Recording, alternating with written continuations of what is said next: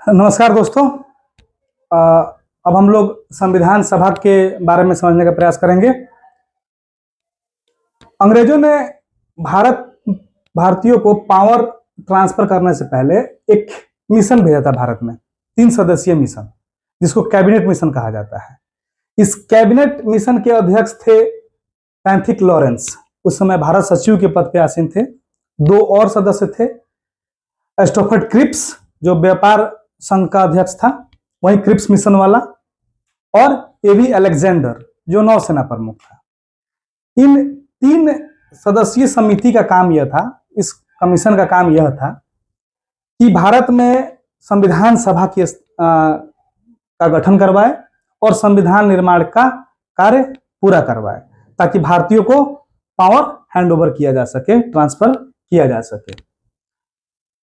जनवरी-फरवरी 1946 में भारत में निर्वाचन हुआ था प्रांतों का, ब्रिटिश भारतीय प्रांतों का चुनाव हुआ था। उस चुनाव का परिणाम जो भी हुआ, इस 11 प्रांतों में 8 प्रांतों में कांग्रेस सरकार में आई। इस के निम्न सदन के सदस्यों द्वारा, मतलब विधान परिषद के नहीं, विधान सभा के सदस्यों के द्वारा एकल संक्रमणीय मत पद्धति, जो आप पिछली वीडियो में समझ चुके हैं, अनुपातिक और एकल संक्रमणीय मत पद्धति के द्वारा संविधान सभा के सदस्यों का चयन किया गया। साधारणतः 10 लाख की जनसंख्या पर 1 सीट आवंटित किया गया था संविधान सभा के लिए। इस आधार पर भारतीय संविधान सभा में टोटल 389 सदस्यों का चयन करना था। यह सदस्य आंशिक रूप से निर्वाचित, मतलब कुछ सदस्य निर्वाचित होने वाले थे और लगभग 296 सदस्य निर्वाचित होने वाले थे, जबकि 93 सदस्य देशी रियासतों के द्वारा मनोनीत किए जाने थे। इसमें से यहां याद रखेंगे, एक देशी रियासत हैदराबाद, इसने अपना कोई प्रतिनिधि नहीं भेजा था। बाकी 556 देशी रियासतों में से 555 देशी रियासतों ने अपना प्रतिनिधि भेजा था। 93 प्रतिनिधि देशी रियासतों की तरफ से आए थे, जबकि ब्रिटिश भारत से 296 प्रतिनिधि आने वाले थे। इन 296 प्रतिनिधियों में से कुछ ब्रिटिश प्रांतों से, 292 ब्रिटिश प्रांतों से और 4 उच्चायुक्त प्रांतों से, कमिश्नरी स्टेट से आने वाले थे, उस समय के यूटीज से आने वाले थे। याद करना बहुत आसान है। 4 ब्रिटिश यूटीज को अगर याद करना है तो आपको ABCD पे ध्यान देना होगा। A for Ajmer, B for Balochistan, C for Coorg और D फॉर दिल्ली। तो यहां से एक सदस्य, 4 सदस्य, ब्रिटिश प्रांतों से 11 प्रांतों से 292, टोटल 296 प्रतिनिधियों का चयन किया गया। सीटों का आवंटन इस प्रकार से किया गया था कि जनरल सीटें, सामान्य सीट 210, मुस्लिमों के लिए आरक्षित 78 और सिखों के लिए 4 सीट आवंटित किया गया था। चुनाव का परिणाम ऐसा हुआ कि 208 सीट कांग्रेस ने जीता। कांग्रेस ने सिखों का 3 सीट जीत लिया, 1 सीट कोई निर्दलीय जीता। मुस्लिमों का भी 3 सीट कांग्रेस ने जीत लिया। तो इस प्रकार मुस्लिम लीग जो है वो 73 सीटों पे सीमित हो गई और बाकी निर्दलीय लोग जीत गए थे। तो परिणाम, कांग्रेस ने 208 सीटों पर विजय प्राप्त किया, वहीं मुस्लिम लीग ने 73 सीट पर अपना विजय प्राप्त किया। यहां से भी क्वेश्चन आता है कि संविधान सभा में हिंदू सदस्य कितने थे? तो 163 सदस्य हिंदू थे। मुस्लिम लीग या मुस्लिम सदस्य, मुस्लिम लीग के 73 और अन्य मुस्लिम जो कांग्रेस की तरफ से 3 जीते थे और निर्दलीय मिलाकर के 80 सदस्य मुस्लिम थे। महिलाओं की संख्या 15 थी। ये क्वेश्चन स्टार लगा लीजिएगा, बार बार आता है। एससी वाला भी आता है कि एससी की शेड्यूल कास्ट की संख्या संविधान सभा में कितनी थी, तो 31 थी। शेड्यूल ट्राइब की संख्या 6 थी। अगर आप बिहार का कोई एग्जाम दे रहे हैं तो बिहार के लिए ये क्वेश्चन प्रासंगिक बन जाता है कि संविधान सभा में बिहार से कितने प्रतिनिधि थे। तो संविधान सभा में 36 प्रतिनिधि बिहार से थे। तो इस प्रकार हमने संविधान सभा के निर्वाचन को समझा।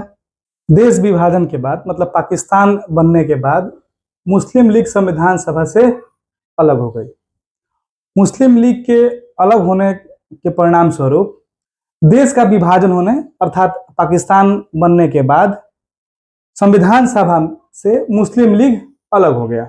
मुस्लिम लीग के अलग होने के परिणाम स्वरूप जो संविधान सभा में सदस्यों की संख्या 389 थी, अब वह घट करके 299 हो गई। 299 सदस्यों में से 229 सदस्य प्रांतों से चुने जाने थे, जबकि 70 सदस्य देशी रियासतों से मनोनीत किए गए। तो अगर आपसे क्वेश्चन पूछ दिया जाता है कि भारतीय संविधान सभा भारत की जनता द्वारा निर्वाचित थी या मनोनीत थी, अगर ऑप्शन में होता है कि आंशिक रूप से निर्वाचित और आंशिक रूप से मनोनीत, तो आप इस पे जाएंगे। अगर ऑप्शन में होता है भारत की जनता द्वारा निर्वाचित, तो आप संख्या देख लीजिए, 229 है, या वहां 296 था, 296 था, 96 था। तो ऐसी परिस्थिति में आप संख्या बल के आधार पर निर्वाचित की तरफ जाएंगे। अगर ऑप्शन में दोनों दिया हुआ है, निर्वाचित और मनोनीत, तो आप उसकी तरफ जाएंगे। जब संविधान बन के हमारा तैयार हुआ, उसको अंगीकृत आत्मर्पित किया गया, उस दौरान संविधान सभा में टोटल 284 लोग उपस्थित थे। मतलब संविधान की मूल प्रति पर 284 व्यक्तियों का सिग्नेचर आपको मिलेगा। इस प्रकार आपने संविधान सभा के संख्या बल को समझा। अब हम समझेंगे कि संविधान का निर्माण किस रूप से हुआ है, उस पर विचार करेंगे। संविधान निर्माण की प्रक्रिया पे विचार करेंगे हम लोग। इसमें हमें कुछ तिथियों को याद रखना होगा, कुछ घटनाक्रम को याद रखना होगा। सबसे पहली बैठक संविधान सभा की हुई थी 9 दिसंबर 1946 को। इस दिन अस्थायी अध्यक्ष के रूप में डॉक्टर सज्जनानंद सिन्हा का चयन किया गया। डॉक्टर सज्जनानंद सिन्हा सबसे वरिष्ठ व्यक्ति थे संविधान सभा के अंदर, और जो संविधान सभा बैठी थी, पुराना पार्लियामेंट हाउस जिसे अब संविधान सदन कहा जाता है, तो पुराने पार्लियामेंट हाउस के अंदर एक बीच में कक्ष है जिसको सेंट्रल लाइब्रेरी हॉल कहा जाता है। उस कक्ष में बैठ करके सभी लोग, आप लोग कभी फोटो देखे होंगे, एक नीचे से एक डंडा गया है और पंखा लगा हुआ है, मतलब नीचे से पंखा सेट किया गया है, ऊपर से पंखा नहीं है। सीलिंग फैन ऊपर छत में जना होकर के एक डंडा से लगा हुआ है। तो उस भवन के अंदर हमारा संविधान निर्माण हुआ, उसको संविधान सभा कहा गया। पुराने पार्लियामेंट हाउस का नाम बदल के संविधान सदन कर दिया गया है। चीजों को याद रखेंगे। 9 दिसंबर को यह घटना हुई। उसके 2 दिन बाद 11 दिसंबर को द्वितीय बैठक हुई, तथा द्वितीय बैठक में अस्थायी अध्यक्ष का चयन किया गया। अस्थायी अध्यक्ष के रूप में डॉक्टर राजेंद्र प्रसाद, हम लोग पहले से ही पढ़ते आ रहे हैं कि संविधान सभा के अस्थायी अध्यक्ष कौन थे, तो डॉक्टर राजेंद्र प्रसाद थे। तथा 2 उपाध्यक्ष का चयन किया गया। ये 2 उपाध्यक्ष थे एच.सी. मुखर्जी और वी.टी. कृष्णमाचारी। 2 उपाध्यक्षों का चयन किया गया। बी.एन. राव को संवैधानिक सलाहकार नियुक्त किया गया। संविधान सभा का सलाहकार बी.एन. राव नियुक्त किए गए। वहीं एच.वी.आर. राव अयंगर को संविधान सभा का सचिव नियुक्त किया गया। तो आपसे पूछा जाएगा कि सचिव किसे नियुक्त किया गया संविधान सभा का, तो आप याद रखेंगे एच.वी.आर. अयंगर को। वहीं इस 11 दिसंबर के 2 दिन बाद 13 दिसंबर 1946 को जवाहरलाल नेहरू के द्वारा उद्देश्य प्रस्ताव संविधान सभा में पेश किया गया, जिसे 22 जनवरी वो सर्वसम्मति से पारित कर लिया गया। हमारे संविधान सभा की एक विशेषता यह थी कि कोई भी प्रस्ताव या कोई भी अनुच्छेद संविधान का जो समाहित किया गया है संविधान के अंदर, वो सर्वसम्मति से पारित हुआ है, सर्वसम्मति से, वोटिंग नहीं किया गया। वोटिंग इसलिए नहीं किया गया कि आने वाली पीढ़ियां ये आक्षेप ना लगाए कि ये अनुच्छेद इस विचारधारा पर्टिकुलर किसी अलग विचारधारा के द्वारा लाई गई है। इसलिए पूरा प्रयास किया गया कि सर्वसम्मति से हर एक मुद्दा पे चर्चा किया जाए और सर्वसम्मति से पारित किया जाए। जब पारित हो रहा था तो एक प्रतीक मुहर था, हाथी, उसके बीच में हाथी बना हुआ था, उसको लगा दिया जाता था ठप्पा। तो आपसे यह भी क्वेश्चन पूछा जाएगा कि संविधान सभा का प्रतीक मुहर क्या था, तो हाथी आप याद रखेंगे। उसके बाद 22 जुलाई 1947 को संविधान सभा ने राष्ट्रध्वज को अपनाया। जो अपना तिरंगा है इसे 22 जुलाई 1947 को अपनाया गया। डायरेक्ट क्वेश्चन आ जाता है डेट से कि राष्ट्रध्वज को हमने कब अपनाया। 29 अगस्त 1947 को प्रारूप समिति का गठन किया गया। इस प्रारूप समिति, जिसको इंग्लिश में ड्राफ्टिंग कमेटी कहा जाता है, इसका काम था कि संविधान का ड्राफ्ट तैयार करना, उसका फ्रेम तैयार करना कि कहां भाग 1 में क्या क्या चीजें रहेंगी, भाग 2 में नागरिकता वाला प्रोविजन क्या क्या रहेगा, भाग 3 में मूल अधिकार, भाग 4 में राज्य के नीति निर्देशक सिद्धांत, भाग 5 में संघ की कार्यपालिका या संघ से रिलेटेड संसद, सुप्रीम कोर्ट, भाग 6 में राज्य, उसकी कार्यपालिका, उसकी विधानमंडल का चर्चा। इसी तरीके से 22 भाग में सीक्वेंस के हिसाब से कैसे कैसे रहेगा, इसका ड्राफ्ट तैयार करने का जिम्मा दिया गया था। यह हमारी ड्राफ्टिंग कमेटी या प्रारूप समिति को दिया गया था। यह ड्राफ्टिंग कमेटी 7 सदस्यीय थी, 7 सदस्य थे, जिसके अध्यक्ष डॉक्टर भीमराव अंबेडकर थे। डॉक्टर भीमराव अंबेडकर के बारे में जरा विचार कीजिए आप। सबसे पहली बार संविधान सभा में इनका चयन बंगाल से हुआ था, लेकिन बंगाल पूर्वी पाकिस्तान का जब हिस्सा बन गया तो अब ये संविधान सभा के सदस्य नहीं रहे। महात्मा गांधी ने जवाहरलाल नेहरू को बुलाया और कहा कि पूरे देश में डॉक्टर भीमराव अंबेडकर से बड़ा कोई संविधानविद नहीं है, कोई विधिवेत्ता नहीं है, कानून का इतना जानकार कोई नहीं है। आप अंबेडकर के बिना संविधान का निर्माण नहीं कर पाएंगे। तो अंबेडकर साहब को दोबारा बुलाया गया। अंबेडकर साहब के लिए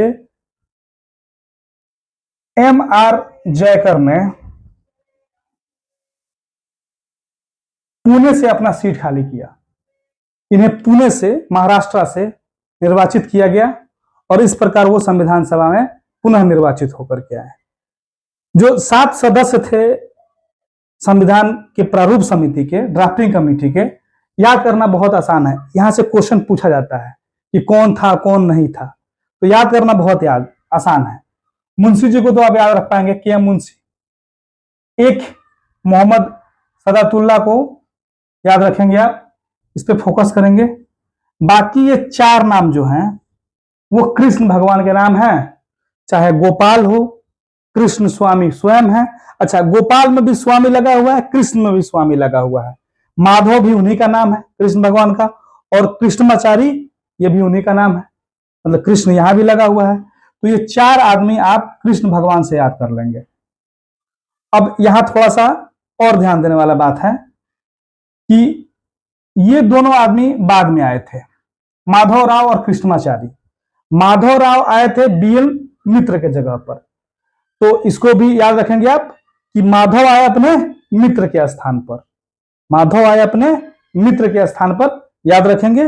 और कृष्णमाचारी, जब खेतान साहब की मृत्यु हो गई, खेतान का पंखा आता है, तो DP खेतान संविधान सभा के एक सदस्य थे, याद करने के लिए खेतान का पंखा जब खराब हो गया तो कृष्ण जी को आना पड़ा, मतलब कृष्णमाचारी को आना पड़ा। इस तरीके से आप याद रखेंगे, DP खेतान की मृत्यु के बाद कृष्णमाचारी आए। तो ये 7 आप याद रखेंगे। उसके बाद आते हैं कि प्रारूप समिति ने फरवरी 48 में संविधान का पहला ड्राफ्ट तैयार किया और उसे जनता के लिए प्रकाशित कर दिया 8 महीने के लिए, कि जनता उसमें अगर कोई त्रुटि है तो उस त्रुटि को सुधारने के लिए सलाह दे सकती है। इसके बाद जब जनता ने अपना सलाह दे दिया तो संविधान के 3 वाचन हुए और खंडवार चर्चा हुआ। पहला वाचन जो है वो 4 दिसंबर से 9 दिसंबर 1948 तक चला। वहीं द्वितीय वाचन लगभग 1 साल चला, 15 नवंबर से लेकर 15 नवंबर 48 से लेकर के 17 अक्टूबर 1949 तक चला। तीसरा वाचन शॉर्टकट में निकाल दिया गया क्योंकि हर सेक्शन पे बात हो चुका था। तो 14 नवंबर 1949 से लेकर के 26 नवंबर, जिस दिन संविधान को अंगीकृत किया गया, उस दिन अंतिम वाचन समाप्त हुआ। 26 नवंबर 1949 को जब संविधान को अंगीकृत, अधिनियमित और आत्मर्पित किया गया संविधान सभा के द्वारा, तो यहां से 2-3 चीजों को याद रखना है। पहला चीज कि संविधान सभा में उस दिन कितने लोग थे, पहले बात हो चुका है, 284 लोग थे। यह संविधान सभा की कौन सी बैठक थी, तो 11वीं बैठक थी। संविधान सभा की टोटल 12 बैठकें हुई हैं और संविधान तैयार हो गया है 11वीं बैठक में। अच्छा, यहां से क्वेश्चन पूछ दिया जाता है कि इस दौरान प्रारूप समिति की कितनी बैठकें हुई थी, तो याद रखना है 141। प्रारूप समिति की 141 बैठक हुई है, जबकि संविधान सभा की संविधान बनाने के लिए टोटल 11 बैठक हुई है। हालांकि 12वीं बैठक 24 जनवरी की हुई थी।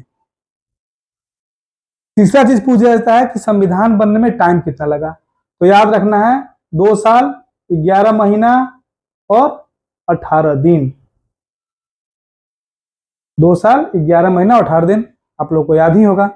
26 नवंबर 1949 को क्या क्या काम किया गया था, तो पहला चीज संविधान के 15 अनुच्छेद, पूरा संविधान नहीं, पूरा संविधान लागू हो रहा है कब, 26 जनवरी 1950 को।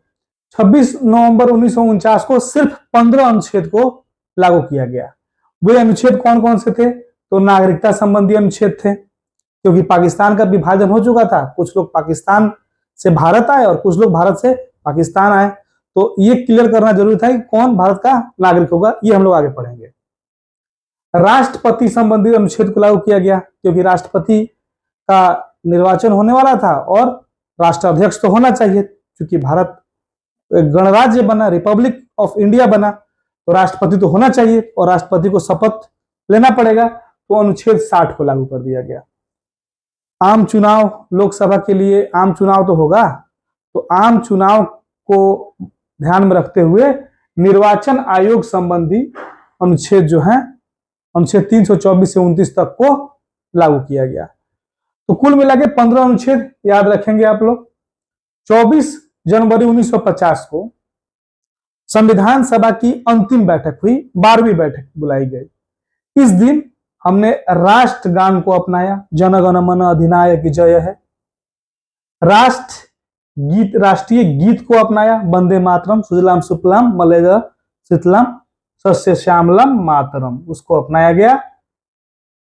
डॉक्टर राजेंद्र प्रसाद को भारत का प्रथम राष्ट्रपति निर्वाचित किया गया, कब, 24 जनवरी 1950 को। साथ ही साथ संविधान सभा को भंग कर दिया गया। अब संविधान सभा का काम नहीं रहा, संविधान बनके तैयार हो चुकी है। लेकिन जब तक आम चुनाव नहीं हो जाता है, लोकसभा का निर्वाचन पूरा नहीं हो जाता है, जो 1952 में कंप्लीट हुआ था, 51-52 में, तब तक के लिए ये संविधान सभा लोकसभा के कार्यों का निर्वहन करेगी, लोकसभा के दायित्वों का निर्वहन करेगी, जिसके प्रथम अध्यक्ष या लोकसभा के प्रथम स्पीकर के रूप में आप लोग रटते आए होंगे, जीबी मावलंकर का चयन किया गया। इस चैप्टर के लास्ट में हम लोग संविधान निर्माण संबंधी कुछ समितियों पर विचार कर लेते हैं। संविधान निर्माण हेतु कुछ बड़ी और छोटी और कुछ उप समितियों का गठन किया गया था। जवाहरलाल नेहरू के नेतृत्व में 3 समितियां बनी थी। याद करना बहुत आसान है, क्योंकि ये संघ के प्रधानमंत्री थे, भारत संघ के प्रधानमंत्री थे, तो संघ लगा होगा। संघीय शक्ति समिति के अध्यक्ष थे ये। संघीय संविधान समिति के अध्यक्ष थे जवाहरलाल नेहरू। राज्यों से समझौता संबंधी समिति के अध्यक्ष थे। तो 3 समितियां, संघ शक्ति, संघीय संविधान और राज्यों से समझौता, जवाहरलाल नेहरू के द्वारा की अध्यक्षता में समितियों का गठन करके किया गया था। वहीं डॉक्टर राजेंद्र प्रसाद के नेतृत्व में 4 समितियों का गठन किया गया था। पहला था राष्ट्रध्वज तदर्थ समिति, दूसरा था प्रक्रिया नियमन समिति और तीसरा था संचालन समिति। यहां कंफ्यूज नहीं होना है आपको। संचालन समिति और कार्य संचालन समिति, के एम मुंशी के नाम में के लगा हुआ है, के से क या कार्य, तो के एम मुंशी कार्य संचालन समिति के थे, जबकि संचालन समिति के अध्यक्ष डॉक्टर राजेंद्र प्रसाद थे। वित्त एवं कार्य कर्मचारी संबंधित समितियां जो थी, वित्त एवं कर्मचारी संबंधी समितियों के अध्यक्ष भी डॉक्टर राजेंद्र प्रसाद थे। इस प्रकार ये 4 समिति के अध्यक्ष थे। सरदार वल्लभ भाई पटेल से रिलेटेड बार बार क्वेश्चन पूछा जाता है आपसे, इस पर विचार कर लीजिए एक बार। प्रांतीय संविधान समिति, प्रांतों के लिए जो संविधान में प्रावधान करना था, उस समिति के अध्यक्ष पटेल साहब थे। मूल अधिकार संबंधी समिति के अध्यक्ष पटेल साहब थे। याद करना बहुत आसान है। कांग्रेस के 1931 के अधिवेशन, जिसकी अध्यक्षता स्वयं पटेल साहब किए थे, पहली बार मूल अधिकार पर चर्चा की गई थी। तो मूल संविधान जब बन रहा था तो मूल अधिकार संबंधी जो समिति बनाई गई, उसके अध्यक्ष पटेल साहब को बनाया गया। वहीं उप समिति जो मूल अधिकार की थी, उसके अध्यक्ष जेबी कृपलानी को बनाया गया था। अल्पसंख्यक एवं जनजातीय परामर्श समिति के अध्यक्ष भी पटेल साहब थे, लेकिन अल्पसंख्यक परामर्श उप समिति के अध्यक्ष संविधान सभा के उपाध्यक्ष एच.सी. मुखर्जी को बनाया गया था। के एम मुंशी के बारे में तो जाने गए कि कार्य संचालन समिति के अध्यक्ष के एम मुंशी थे। वहीं सदन समिति के अध्यक्ष पटाभी सीतारमैया थे। इसी के साथ हम लोग संविधान सभा और संविधान सभा से रिलेटेड चीजों, तथ्यों का बारीकी से अध्ययन किए। इतनी देर तक धैर्य बनाए रखने के लिए आप सभी का बहुत बहुत धन्यवाद।